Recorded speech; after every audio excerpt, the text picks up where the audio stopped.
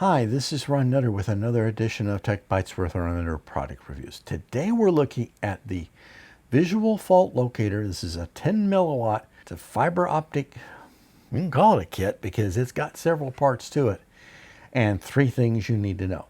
If you get value from this video, please consider subscribing to the channel and liking the video. I'd really appreciate it. This is an easy way of identifying breaks in the fiber when troubleshooting connectivity issues. It's also a down and dirty way of making sure that the laser signal is going all the way down the fiber, because you can tell it 2 different ways. Number one, if you don't see any little light bumps, and it'll be like could be a very small area where the fiber will have like a light coming through the not the sheath, but the insulation cover that's over the fiber. Or if you don't see that, then you probably will get through. If you don't see a signal coming the other end, and please don't ever look at the end of a fiber, even if it's not disconnected. Always make sure that that both ends aren't hooked to something before you look at it, because you can damage your eyes in a heartbeat, and you only get one set of eyes. The other thing is, if you do want to make sure that the light's coming all the way through on the fiber, point the fiber to something a foot or 2 away, and you should be able to get some signal coming through that will reflect a little bit. At that point, you're bouncing off something, so it's going to attenuate enough where it should be safe.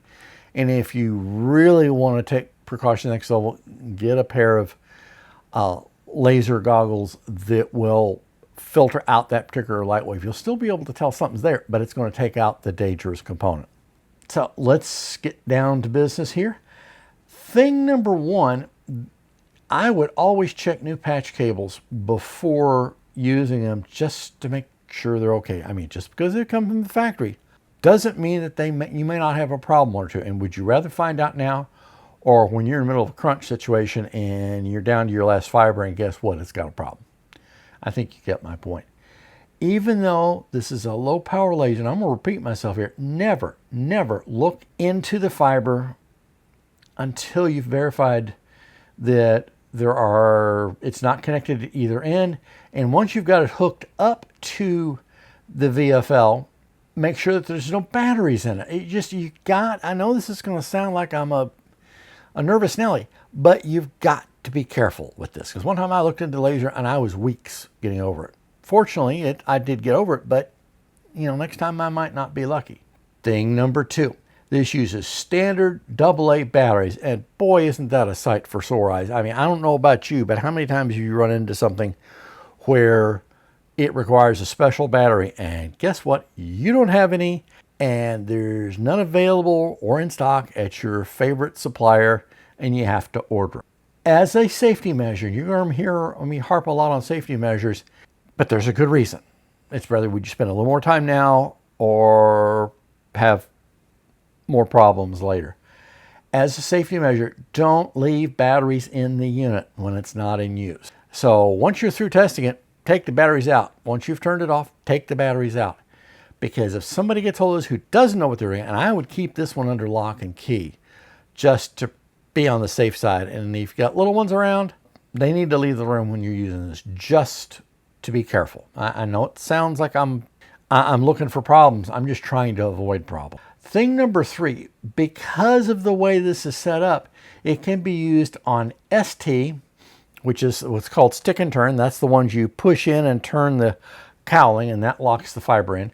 SC, which is the first laser interface that I saw on network switches, and it's a rectangular type connection. You have FC, which is fiber channel, which is more for storage. And then you have LC, which is the 2 itty bitty connectors that are pretty more common today. Thing number 4, and this is a bonus item, it comes with a storage case and an LC to ST adapter. And it also comes with a little lanyard that I would install on it, and it just gives you something to kind of grip it with or hang it off a lanyard. So this is something that you'll find handy, even if you end up acquiring this personally.